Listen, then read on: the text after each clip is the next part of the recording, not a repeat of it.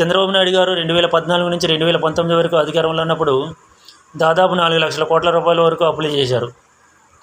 కానీ ఒక్క పథకం అమలు చేయలేదు, ఒక ప్రాజెక్టు పూర్తి చేయలేదు, ఒక్క పేదవాడికి ఒక్క రూపాయి ఇవ్వలేదు. అట్లాంటిది చంద్రబాబు నాయుడు గారు తెచ్చిన అప్పులు ఏం చేశారు, ఎవరికి ఇచ్చారు అనేది ప్రజలకు తెలియాల్సిన అవసరం ఉంది. చంద్రబాబు నాయుడు గారి పాలనా కాలంలో ఉద్యోగస్తుల సంఖ్య కేవలం 3 లక్షలు మాత్రమే. పెన్షన్లు ఇచ్చింది కూడా కేవలం 1000 రూపాయలు మాత్రమే. అట్లాంటప్పుడు తెచ్చిన అప్పులన్నీ ఏం చేశారు, ఎవరికి ఇచ్చారు? జగన్ గారు అధికారంలోకి వచ్చే టైంకి రాష్ట్ర ఖజానాలో 100 కోట్ల రూపాయలు మాత్రమే. 2 సంవత్సరాలు కరోనా ఉంది, రాష్ట్రానికి ఆదాయం లేదు. అయినా జగన్ గారు తెచ్చిన అప్పుల్లో దాదాపు 2,70,000 కోట్ల రూపాయలు డీపీటీ ద్వారా ప్రజల అకౌంట్లో డైరెక్ట్గా జమ చేశారు.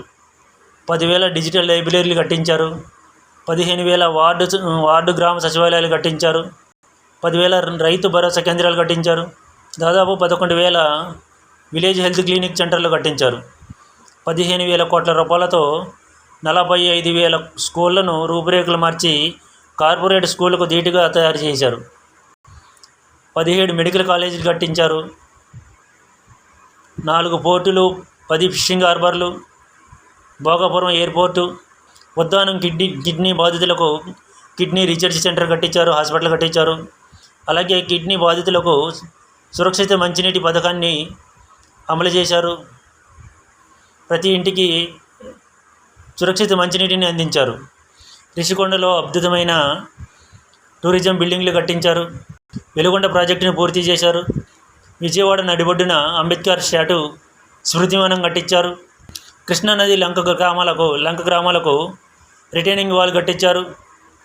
చంద్రబాబు నాయుడు గారి టైంలో 3 లక్షల మంది ఉద్యోగస్తులుంటే జగన్ గారి టైంకి వచ్చేసరికి దాదాపు 5 లక్షల మంది ఉద్యోగస్తులు ఉన్నారు.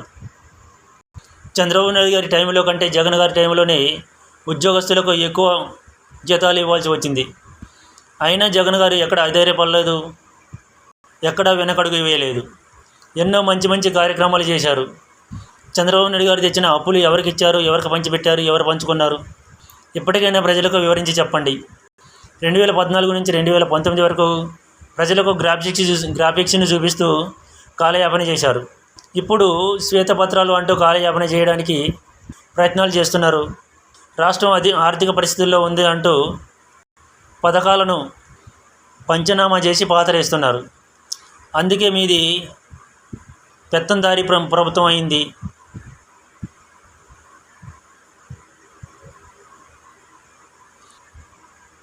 పథకాలు ఇవ్వడానికి నిరాకరిస్తున్నారు.